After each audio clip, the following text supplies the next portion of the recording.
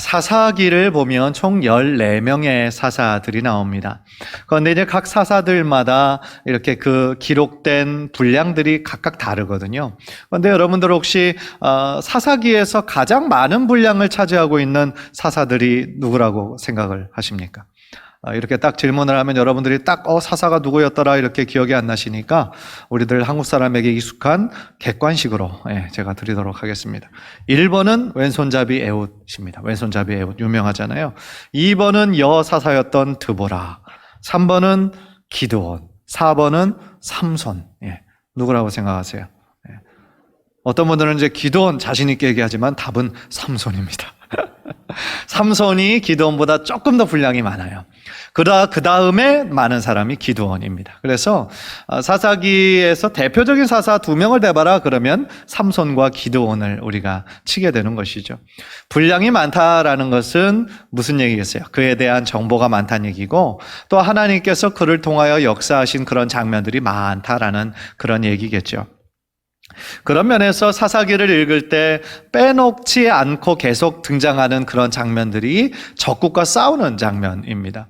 왜냐하면 사사시대는 아직 왕이 없던 시대죠. 왕정시대가 아니기 때문에 하나님께서 어떤 그 열방들을 통하여서 이 이스라엘 백성을 치게 하셔서 그들로 하여금 회개하게 하고 하나님께 돌아오도록 그 열방 국가를 이용을 하셨는데, 이스라엘 백성이 회개하고 자복할 때마다 하나님께서 다시 긍휼히 여기셔서 사사를 들어서 또한 그 적국을 이렇게 물리치게 해주셨거든요. 그러니까 사사기에서는 계속 반복되면서 나오는 것이 이 전쟁 이야기입니다. 그래서 이 전쟁 이야기를 통해서 볼 때마다 우리 하나님은 역시 전쟁에 능하신 분이시고, 하나님께서 원하시기만 하면 얼마든지 어떤 방법으로 또한 승리케 하시는 분이 하나님이심을 우리가 깨닫게 되는 것입니다. 그래서 오늘 본문은요, 이제 기드온이 미드안 전투를 앞서고 가장 먼저 해야 될 일은 뭐겠어요? 싸울 군사들을 모집하는 거잖아요. 그래서 이제 이스라엘 흩어져 있던 전국에 이 공문을 보내가지고 우리 이제 이 앞에 미드안 족속들이 쳐들어왔으니까 우리 함께 힘을 모아서 싸우자 외쳤다는 거예요. 그래서 이제 모인 사람이 3만 4천 명, 3만 5천 명이었는데, 오늘 본문은 좀 특이하게 우리들의 예상과는 다르게 하나님께서 뭐라고 말씀하시냐면은 그 군사들을 돌려보내라는 거예요. 줄이라는 거예요. 지금도 너무 많다라는 거예요. 상식적으로 생각할 때의 고대 전투에는 뭐 고성능의 폭탄이 있다거나 어떤 무기가 있다거나 그런 시대가 아니었잖아요. 다 칼과 창과 활로 직접 싸워야 하는 싸움이었단 말입니다. 그래서 고대 전투에서는 뭐가 제일 중요했을까요? 군사들의 숫자예요. 그래서 군사들이 많으면 많을수록 승리할 수 있는 확률이 높아지는 거거든요. 그런데 지금 미디안 족속은 13만 4천 명이 지금 모래알처럼 가득 깔려서 지금 공격을 하려고 하고 있는데, 지금 싸워서 모인 3만 4천 명도 13만 5천 명이랑 비교해 볼 때 4분의 1도 안 되는 그런 숫자예요. 그러니까 4분의 1도 안 되는 숫자로 싸워도 이것은 극적인 열세에 지금 불과하고 있는데, 왜 하나님은 지금 모인 무리도 많으니까 돌려보내러 하시냐는 거예요. 그래서 우리는 그 뜻을 알지 못해요. 따라서 오늘 말씀을 통하여서 하나님께서 이스라엘 백성들로 하여금 깨닫기를 원하시는 영적인 그 교훈이 무엇일까? 또 오늘날 현대를 살아가고 있는 우리들이 다시 한번 오늘 말씀을 통하여 붙잡아야 하는 진리는 무엇일까? 우리들의 영적인 눈과 귀와 마음을 활짝 열고 하나님의 말씀을 들을 때에 하나님께서 주시는 참된 지혜와 또한 깨달음이 저와 여러분 모두에게 임하시게 되기를 주님의 이름으로 간절히 축원합니다. 첫 번째로 오늘 본문에서 우리가 명확하게 깨닫는 것은 뭐냐면, 구원의 능력은 오직 하나님께만 있다는 거예요. 우리 한번 따라해 봅시다. 구원의 능력은 오직 하나님께 있다. 2절을 보세요. 여호와께서 기드온에게 이르시되 너를 따르는 백성이 너무 많은즉 내가 그들의 손에 미디안 사람을 넘겨주지 아니하리니 이는 이스라엘이 나를 거슬러 스스로 자랑하기를 내 손이 나를 구원하였다 할까 함이니라. 지난주에도 제가 잠깐 말씀드린 기억이 납니다. 하나님께서 지금 기드온을 사사로 세우셔서 이스라엘을 구원하시려고 하는 그 목적은 단순히 미디안의 압제에서 저들을 구원해 주시겠다라고 하는 뜻이 아니었어요. 정말 그 목적 하나였다면 하나님께서는 사사나 이스라엘 백성들 도움 하나도 필요 없으세요. 왜냐하면 하나님은 전지전능하신 분이시고 능력 있으신 분이시기 때문에 하나님께서 원하시기만 하면 하룻밤에도 14만 5천 명 능히 무찌를 수 있는 능력이 있으신 분이에요. 그런데 왜 하나님께서 굳이 사사 이 기드온을 사용하시고 또 이 300명을 하나님께서 이용하시려고 하는 것일까요? 이 일을 통하여 하나님은 이스라엘 백성이 하나님보다 더 추구했던 이 우상들을, 또한 눈에 보이는 그런 것들을 의지했던 그런 헛된 마음들을 회개하고 하나님께 돌아오기를 원하시는 마음인 거예요. 하나님께서 지금의 우리들에게도 요구하시는 것은 뭐냐면 하나님과의 올바른 관계를 맺는 거예요. 하나님은 우리가 꼭 어떤 승리를, 겉에 보이는 어떤 업적을, 위대한 일을 하는 것을 우리 하는 것보다 우리가 하나님과의 올바른 관계 가운데 우리가 있어야 할 자리를, 그 믿음의 자리를 지키는 것을 하나님께서는 더 소중하게 생각하신다라는 거예요. 따라서요, 하나님께서 능히 그들을, 미디안 족속을 물리치실 수 있음에도 불구하고 그렇게 안 하셨다라는 것은 지금 하나님의 목적이 이스라엘 백성들이 자신의 죄를 깨닫고 하나님께로 온전히 돌아와 하나님과 올바른 관계를 맺는 것에 더 목적이 있으셨다라는 거예요. 그런데 역사적으로 보았을 때에 이 이스라엘 백성들은 하나님과의 올바른 관계에 있었을 때가 사실은 참 짧았어요. 어느 순간 하나님께 회개하고 돌아와서 하나님과의 올바른 관계 가운데 있다가도 어느 순간 이 시대가 평안하고 아무 일이 없으면 어떻게 돼요? 또 자신들의 눈을 다른 곳에 이렇게 한눈을 파는 거예요. 하나님이 아닌 세상을 더 사랑하고 하나님이 아닌 다른 우상을 만들고 그것들을 섬겼던 참 어리석음을 이 이스라엘의 역사는 우리들에게 보여주고 있다라는 것이죠. 사실 하나님께서는요, 이스라엘 백성들에게 미디안에 대한 승리를 만약에 허락하셨다라고 한다면 아마도 이스라엘 백성들은 스스로 높아졌을 거예요. 우리가 이길만 하니까 이겼다. 우리가 이 정도 숫자니까 그래도 잘 싸웠으니까 이겼다. 그러니까 하나님께 영광을 올려드리기보다는 스스로 자신들을 높일 가능성이 너무나 많은 것이죠. 이 부분을 통하여서 우리들 인간이라는 존재가 얼마나 연약한지, 얼마나 쉽게 우리들의 마음이 높아지고 교만해질 수 있는지를 우리가 깨닫게 되는 거예요. 이스라엘 백성들이 광야 시대 내내 보여줬던 모습도 바로 그런 모습 아니었습니까? 하나님께서 애굽의 압제에서 그들을 구원해 주셨을 때는 감격하면서 하나님께 감사하고 찬양을 했다가도 며칠 지나서 배가 고프고 목이 마르니까 우리를 왜 애굽에 있었을 때는 이런 걱정은 없었는데 왜 우리를 광야로 이끌어내서 이렇게 죽게 하냐고, 다시 애굽으로 돌아가는 게 낫겠다고, 그렇죠? 이렇게 불평하고 불만하고 하나님 세우신 지도자 모세를 원망하고 대적하고 그랬던 것이 이스라엘의 광야의 역사였다라는 거예요. 그런데 과연 그런 모습이 이스라엘 백성들에게만 있는 모습이냐는 것이죠. 저는 그런 이스라엘 백성의 모습이 어느 정도 제 안에도 있고요, 여러분들 안에도 분명히 있다라는 거예요. 생각해 보세요. 아무런 자격 없고 공로 없고 허물 많고 죄 많은 우리들, 하나님의 은혜 아니면 세상 가운데서 죄로 인해 죽을 수밖에 없어요. 그런 연약하고 어리석었던 우리 존재들을, 어두움에 속했던 우리들을 하나님께서 하나님의 전적인 은혜로 빛의 자녀로 삼아주셨어요. 그리고 하나님의 자녀로 우리가 하나님을 아빠 아버지라 부르며 기도할 수 있는 놀라운 은혜와 특권을 허락해 주셨어요. 그렇다면 그 큰 사랑에 빚진 자라는 마음이 있다면 늘 우리가 살아갈 때에 모든 것이 하나님 은혜입니다, 겸손한 마음으로 하나님께 나아가는 것이 마땅하잖아요. 그런데 때때로 우리가 삶을 살면서 꼭 그렇게 사느냐는 거죠. 어느 순간 어떤 일이 잘 되면 그냥 내가 스스로 우쭐해지고 다른 사람들이 좀 인정해 줬으면 좋겠고, 그런 마음, 교만한 마음, 스스로 높아지는 마음, 그런 마음이 우리들에게도 불쑥불쑥 올라올 때가 있다라는 것이죠. 사랑하는 성도 여러분, 우리가 늘 기억해야 하는 거, 우리는 아무 자격 없지만 하나님의 전적인 은혜로 우리가 하나님의 구원을 받았고 하나님의 자녀가 된 은혜의 빚진 자, 사랑의 빚진 자라는 그 사실을 우리는 늘 기억하셔야 될 줄 믿습니다. 사랑의 빚진 자라는 마음이 있을 때 우리는 교만해지지 않는 거예요. 늘 겸손하게 우리가 있어야 할 자리를 지킬 수 있는 거예요. 하나님께서 가장 싫어하는 종류의 사람이 있어요. 교만한 사람이에요. 교만한. 자신의 자리를 잃어버리는 사람이에요. 그래서 하나님께 영광 올려드리지 않고 자기가 그 모든 영광을 다 취하는 사람이에요. 교만한 사람이에요. 그러나 하나님께서는 교만한 사람을 역사 가운데 한 번도 쓰신 적이 없으세요. 따라서요, 하나님께서는 그런 하나님보다 자기 자신을 드러내고 높이려고 하는 그런 마음이 누구나에게 있기 때문에 하나님께서는 오늘 본문을 통하여서 그 전투에 임할 인원을 극소수로 이렇게 제한을 시킴으로 말미암아 이스라엘 백성으로 하여금 오직 하나님만 신뢰하게 하신 거예요. 생각해 보세요. 300명하고 13만 4천 명하고 이거는 아예 말이 안 되는 전투잖아요. 그거는 백전백패인 거죠. 그런데 그 싸움에서 만약에 이기고 승리하게 하셨다라는 것은 뭐예요? 자기네들이 한 것이 하나도 없는 거잖아요. 네.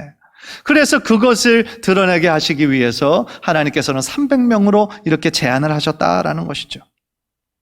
사랑하는 성도 여러분, 우리가 하나님의 자녀된 것도 은혜이고 또 우리들에게 건강 주셔서 이 자리에 나와 하나님께 예배할 수 있는 걷는 것도 은혜이고 또한 우리 인생의 순간순간마다 하나님께서 우리를 눈동자같이 하나님의 눈동자같이 지켜주시고 인도해 주신 것도 얼마나 크신 주님의 은혜입니까? 예. 따라서 우리가 하나님 앞에 내세울 것이 뭐가 있겠어요? 자랑할 것이 뭐가 있겠어요? 사도 바울이 그 유대교의 철저한 혈통적인 이스라엘을 자랑하고 자기네들이 아브라함의 혈통적인 후손이다, 우리들에게는 할례가 있다, 언약이 있다 라고 그렇게 자부하고 자랑하던 그런 유대인들에게 예수님, 그 사도 바울은 이렇게 얘기했던 거예요. 갈라디아서 6장 14절, 내게는 우리 주 예수 그리스도의 십자가 외에 결코 자랑할 것이 없나니. 얼마나 맞는 말씀이에요. 물론 혈통적으로나 다른 모든 종교적인 거나 지식적인 거나 바울은 자랑할 것이 너무나 많았던 사람이죠. 그런데 예수 그리스도를 아는 지식, 예수 그리스도를 부활하신 예수 그리스도를 본인이 직접 체험하고 나니까 그 전에 자기가 그렇게 자랑하는 것들이 아무것도 아닌 거예요. 그래서 그런 것들을 배설물로 여겼다라는 거예요. 다 쓸데없는 거라는 것이죠. 한 절에 말하기는 정말 오늘 이 바울의 고백처럼 우리도 오직 예수님만 자랑하고 오직 십자가의 은혜만 자랑하고 오직 하나님께만 영광을 올려드리는 우리 귀한 성도님들 모두 되시기를 주님의 이름으로 간절히 축원합니다. 또 하나 깨닫는 것은요, 이 오늘 본문에 나온 이 300명이 뽑힌 그런 것을 보면, 이 300명의 면면의 모습을 보면 이 300명을 어떤 기준으로 뽑았나, 그들의 자격에 대해서 우리가 깨달을 수 있게 된다라는 거예요. 세 가지 정도로 요약할 수 있어요. 그런데 첫 번째 그 자격이 뭐냐? 바로 두려움이 없는 자들이었다라는 거예요. 사실은 군사들의 숫자가 많아도 다 오합지졸만 많았다고 생각해 보세요. 그러면 그 싸움에서 어떻게 이길 수 있었겠어요?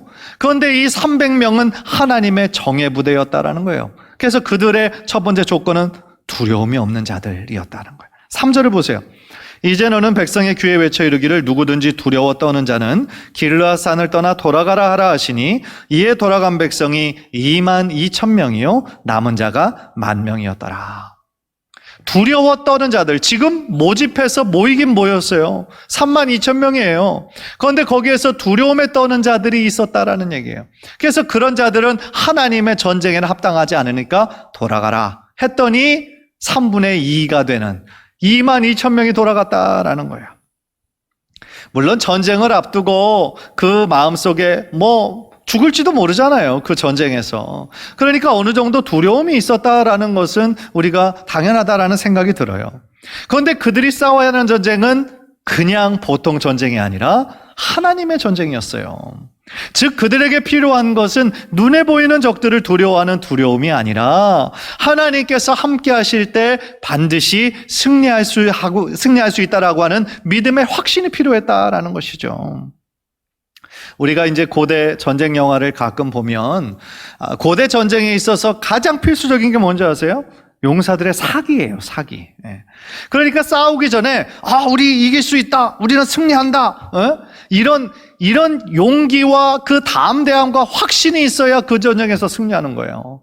그런데 꼭 지는 그 전투에 임하는 그런 군사들을 보면 앞에 보이는 숫자 때문에 벌벌 떠는 거죠. 그래서 앞에서 이제 진격할 때 눈치를 봐가지고 뒤로 빠지려고 하는 그런 사람들이 많은 나라는 그 전투에서 반드시 질 수밖에 없는 거예요. 그런 면에서 우리 인간 안에 있는 이 두려움이라는 것이 겉에 보이는 외부의 적보다 더 무서운 적이 될 수도 있다라는 것이죠. 그런데 싸우기 위해 모였던 32,000명 중에 22,000명은 그런 믿음과 확신이 없었다라는 거예요. 그들이 싸워야 하는 싸움이 하나님의 싸움이라는 것도 몰랐다라는 거예요. 그래서 하나님께서는 그들을 돌려보내시면서 그들을 통하여 영광 받으시는 것을 거절하셨다라는 것이죠. 만약에 그들이 하나님을 향한 확신도 없으면서 그냥 엉겁결에 그 싸움에서 이겼다라고 생각해 보세요. 그럼 과연 그들이 하나님께 합당한 영광을 올려드렸겠어요? 아니죠. 저들이 우리가 정말 이렇게 잘 싸웠구나, 우리가 이길만 해서 이겼구나, 그렇게 생각을 할 것 아니겠습니까? 그래서 하나님은 그 인간의 그 완악함과 교만함을 너무나 잘 아시기 때문에 두려움에 떨고 있는 자들을 다 돌려보내셨던 거예요. 사랑하는 성도 여러분, 우리 사람은 눈에 보이는 것을 의지하기가 참 쉬워요. 예전에 이 백성들이 눈에 보이는 군사들의 숫자를 의지하고 있었던 것처럼 오늘날 우리도 눈에 보이는 환경, 어떤 조건, 어떤 사람 의지할 때가 참 많아요. 그러나 하나님께서 우리들에게 요구하시는 것은 눈에 보이는 환경을 의지하는 것이 아니에요. 하나님께서 우리들 각자에게 원하시는 것은 오직 하나님을 믿는 그 믿음을 요구하고 계시다라는 것을 믿으시기를 바랍니다. 그래서 하나님께서는 우리들의 마음에 그런 믿음이 있느냐, 확신이 있느냐, 하나님의 싸움은 군사의 숫자로 싸우는 것이 아니라 믿음으로 싸우는 싸움이라는 것을 우리로 하여금 늘 깨닫기를 원하신다라는 겁니다. 지금 우리 성도님들에게는 그런 믿음과 담대함이 있으십니까? 눈에 보이는 것만을 의지한다면 우리들의 매일매일 싸워야 하는 이 영적인 전쟁에서, 영적인 싸움에서 어떻게 승리할 수가 있겠어요?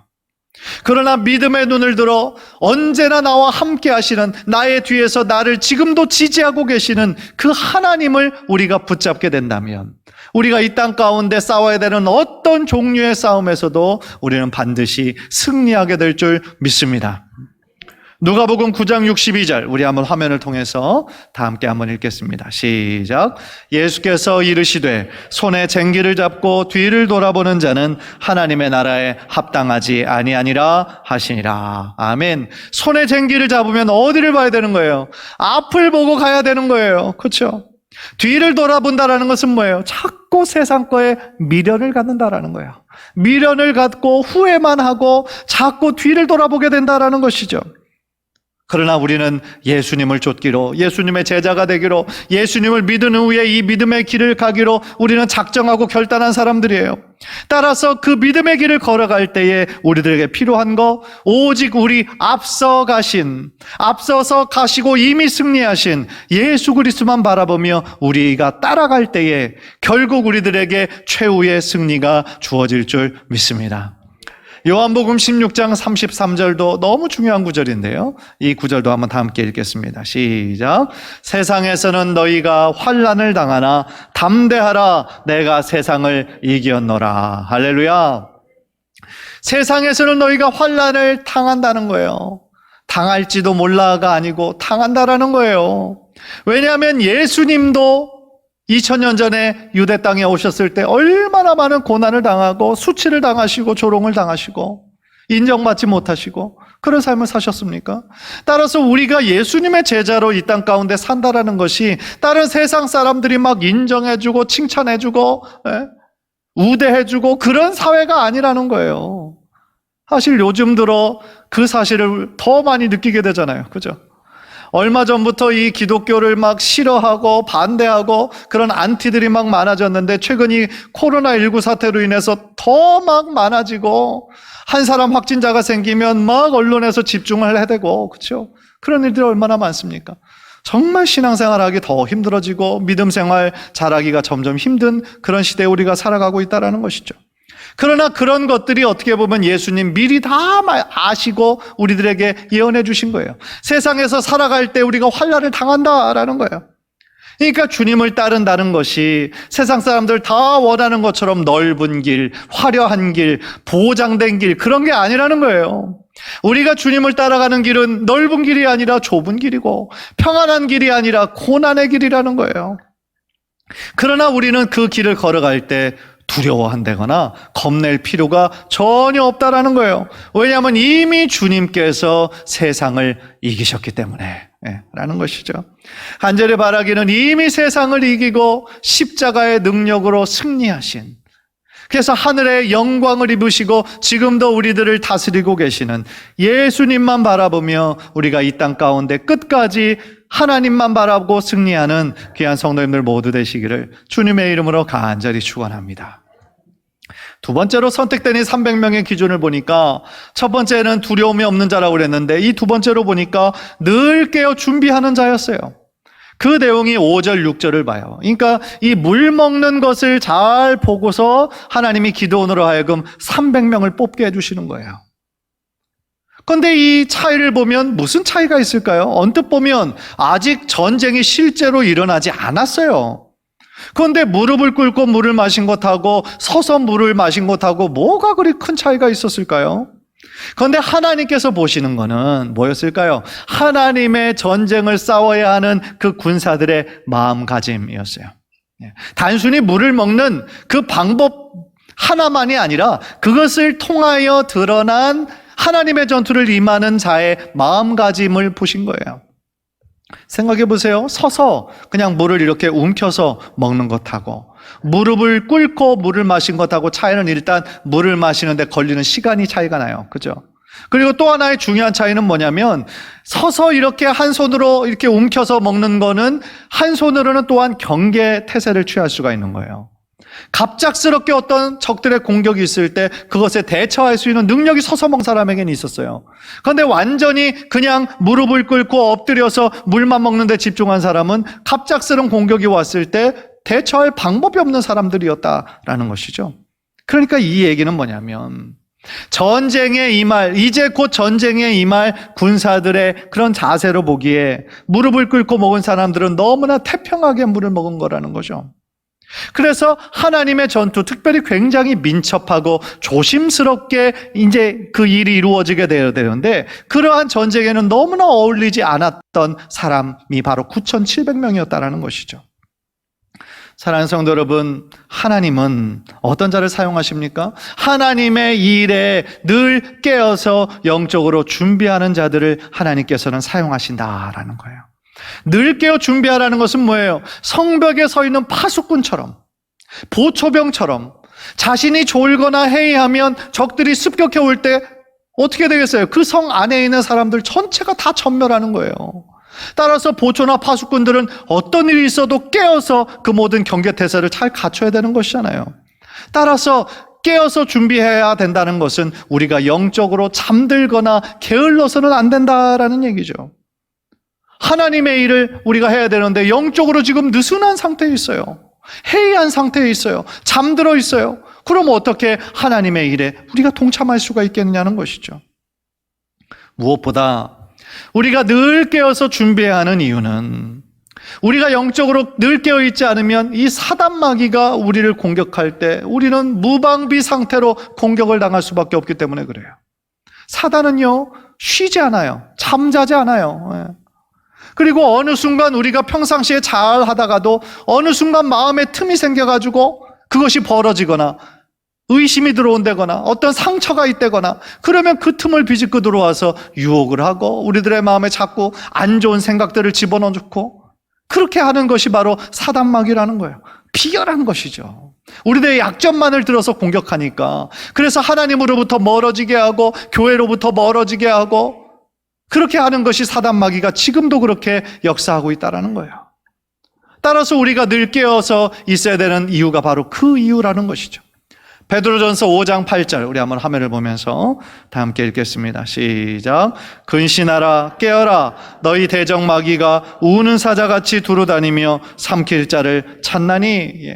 우리가 늘 영적으로 깨어서 준비해야 하는 이유가 바로 여기에 있다라는 것입니다.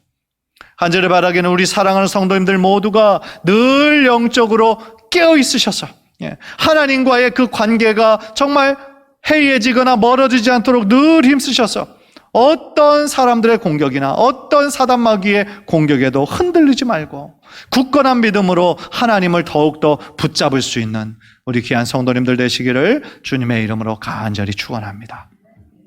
마지막 세 번째로 이 선택된 300명의 기준을 보니까 하나님의 말씀에 즉각적으로 순종하는 자들이었어요.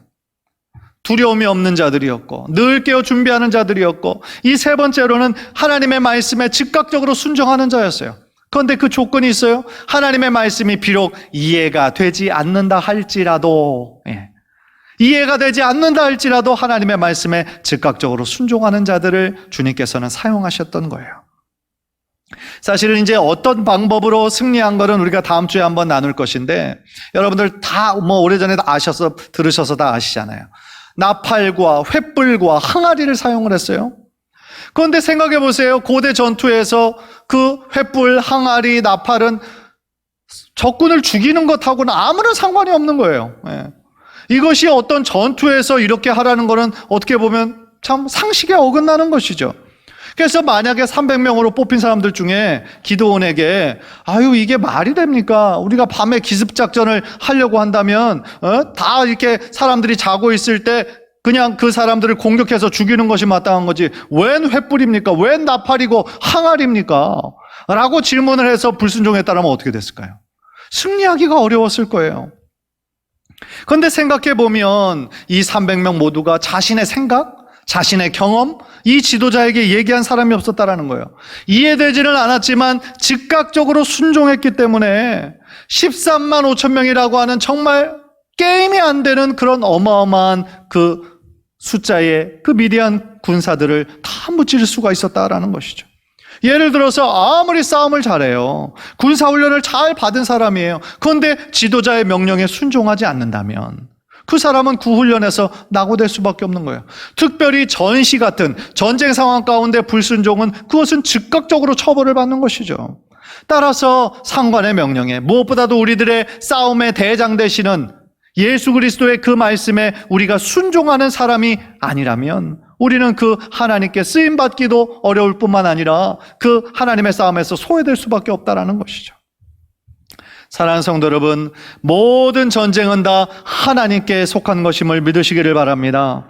그리고 그 하나님의 전쟁은 내가 싸우는 게 아니에요. 하나님의 전쟁은 누가 싸우시는 거예요? 하나님께서 우리를 위하여 친히 싸우실 줄 믿습니다.